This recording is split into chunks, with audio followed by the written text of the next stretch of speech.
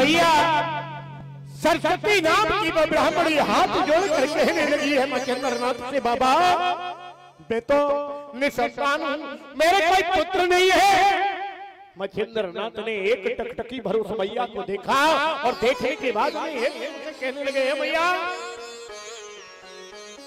तुमको मालूम नहीं है तो पाना ना पाना ये तो विधाता की मर्जी है।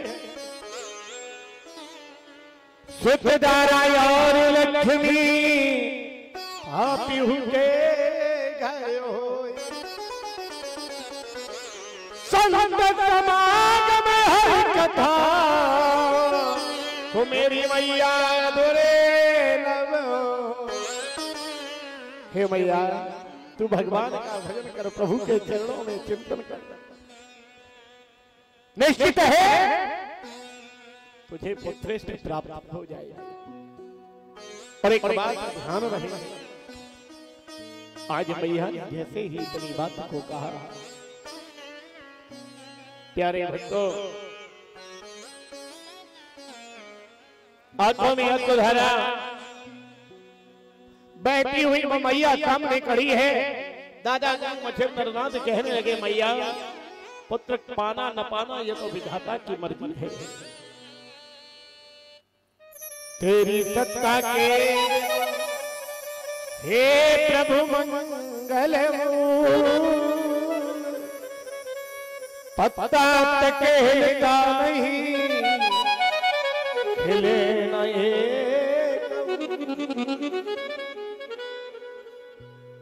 मच्छिंद्रनाथ उस मैया को बहलाने लगे, बलगलाने लगे, कहने लगे, ओ मैया कि ये तो कर्मों की खेती है और जो बोएगा वो पाएगा।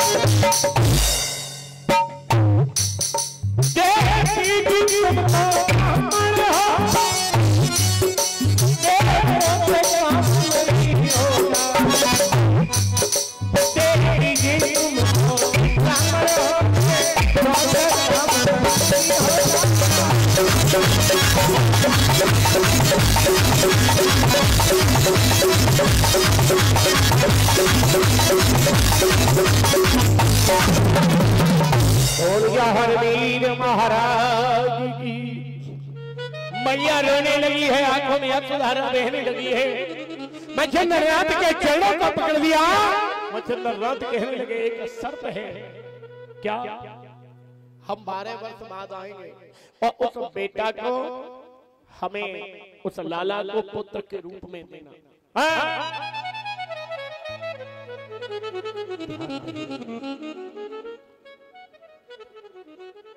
हम 12 वर्ष आएंगे, उस पुत्र को हमें पुत्र के रूप में उस लाला को देंगे। मैया ने कह दिया ऐसा ही होगा, केवल हमारे बांझपन का दोष मिट जाए। और एक ध्यान रहे, ये जीवन का एक सच है। लोग कहते हैं कि गरज पड़े कछु और है और गरज कढ़े कछु और।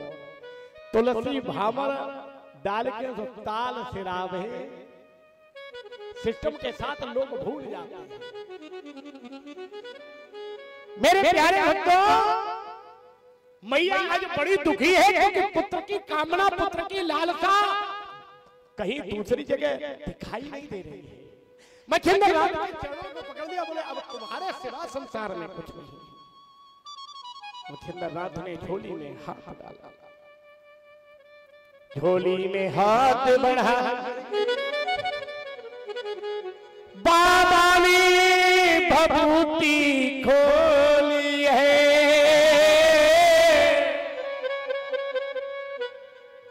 इतिका देवन तुम करो मात, भर जाए तुम्हारी झोली है।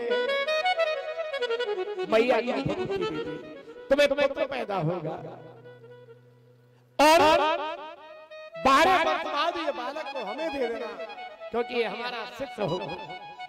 ध्यान रहे, मच्छिंद्रनाथ ने उस बालक को भभूति को दे दिया, और जब भभूति को दिया, प्यारे भक्तों, भभूति लिए है, मैया ने अपने आंगन में रख दी और प्रातः कालीन स्नान ध्यान करने का इंतजार करने लगी। प्यारे भक्तों, आज वो मैया के मन में ये विश्वास जागृत हो गया कि मैं जो है मां हो जाऊंगी, पुत्रवती हो जाऊंगी। नित्यप्रत कुशल ब्राह्मणी मैया जो हमेशा उदास रहती थी, चेहरे पर कभी कुशलता नहीं थी, चेहरे पर कोई प्रसन्नता नहीं थी, वह मैया आज नित्यप्रत भगवान के चरणों का ध्यान कर रही है और बड़ी मगन है, आंगन में झाड़ू लगा रही है, गुनगुना रही है, बड़ी प्रसन्न है। एक पड़ोसन ने देखा और देखने के बाद में सोचने लगी, नित्यप्रत ये ब्राह्मणी बड़ी मायूस रहती थी, इसके चेहरे पर हमेशा उदासी रहती थी, आज ये इतनी खुश क्यों है? और पड़ोसियों, अगर पड़ोसी खुश है तो पड़ोसी को बताते दुख ज्यादा होता है। पड़ोसी ने सोचा, बोले ये ब्राह्मणी बड़ी दुखी रहती थी, आज ये बड़ी सुख में है। एक काम करते, इससे पूछ के आते हैं कारण क्या है। नीचे उतर के आई, बोली बहन नित्यप्रत तो तुम बड़ी उदास रहती थी, आज तुम्हारे चेहरे की उदासी का कारण बताओ। एक सखी कहने लगी, बोली महाराज, आज वो सखी कहने लगी, बोली बहन हमारे साथ में प्रभु की कृपा हो। क्या हुआ? एक साधु महाराज हमें भभूति दे गए और उन्होंने ये कह दिया कि तुम्हें एक पुत्र पैदा होगा। पड़ोसन बोली बुद्धि खराब हो गई, हमें लगता आज हम समझ पाए, अगर भभूति से ही बच्चे पैदा हो जाएं तो ये संसार में सब डॉक्टर फेल हो जाएंगे। हाँ, तुम्हारी बुद्धि खराब है क्या? मालूम नहीं है? ये बताओ, तुम बाबा जी को जानती थी? बोले नहीं। बोले पहले कभी देखा? बोले नहीं। बोले उनका घर द्वार कुछ मालूम है? बोले वो भी नहीं मालूम है, अपने आप आए थे। पड़ोसी कहने लगा, ऐसे मान लो जैसे मेला वाली दुकान से कोई सामान खरीद में आओ, फिर दुकान मिलेगी ही नहीं, गायब हो जाएगी। ऐसे ही ये बाबाओं का खेल है। इनका क्या पता कि उनका घर नहीं मालूम, मकान नहीं मालूम, हो भभूति में जहर तो पंडित जी रो रो के मर जाएंगे। है? बोले मालूम नहीं है, ये बाबाओं की भभूति पर विचार मत करो। आज उस ब्राह्मणी ने उस मैया की नाना भाव से बुलगला कि पावन के बुरे बबाल बहन क्यों पातल में बहकावे, और जो गुम हो खाई जहर मन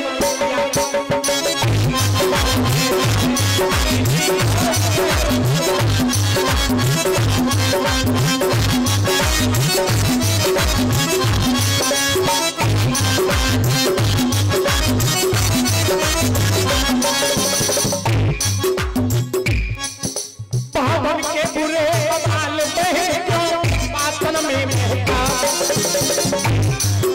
पावन के बुरे बबाल बहन क्यों पातल में बहका, जो हो गए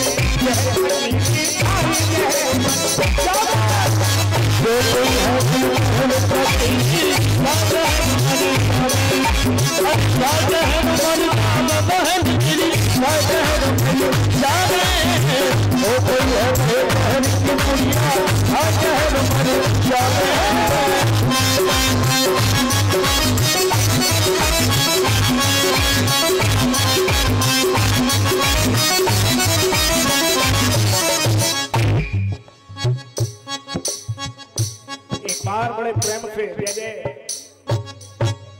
बोल गोगा जी महाराज की।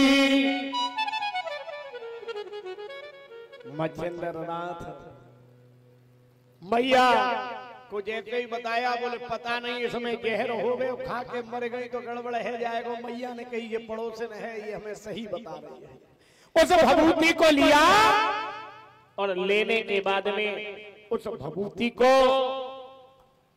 सुबह प्रातः कालीन गाय का गोबर एकत्रित किया, उस गड्ढे के ढेर में जाकर उस भभूति को फेंके। लेकिन ध्यान रहे वो भभूति कोई साधारण भभूति नहीं है। धीरे धीरे मैया ने उस भभूति को फेंक दिया। मां तो भूल गई। समय व्यतीत होता चला गया। धीरे धीरे 12 वर्ष व्यतीत हो गए। मच्छिंद्रनाथ उसी समय 12 वर्ष बाद उसी मैया के दरवाजे पर पहुंचे। जय जय जय जय। उसी मैया के दरवाजे पर पहुंचे, आवाज लगाई, बोले अलख निरंजन। मैया ने जैसे ही दरवाजा खोला और भाई बाबा जी दरवाजे पे खड़े फाटक को बंद किया। साधु महाराज आवाज देने लगे, मैया ने फाटक बंद किए बैठी है। नहीं नहीं हम नहीं खोले। बोले क्यों? मच्छिंद्रनाथ कहने लगे ये माई तो हमें लगता है हमारे जो हमने भभूति दी थी उस लाला की बेईमानी करना चाहती है। मच्छिंद्रनाथ उसी दरवाजे पर बैठ गए। कब तो खोलेगी? मैया ने सोचा घंटे 1.5 घंटे बाद। बोले अब तो बाबा चलो गए हो। जैसे ही दरवाजे को खोला, बाबा जी दरवाजे पर पैर लगा दिए।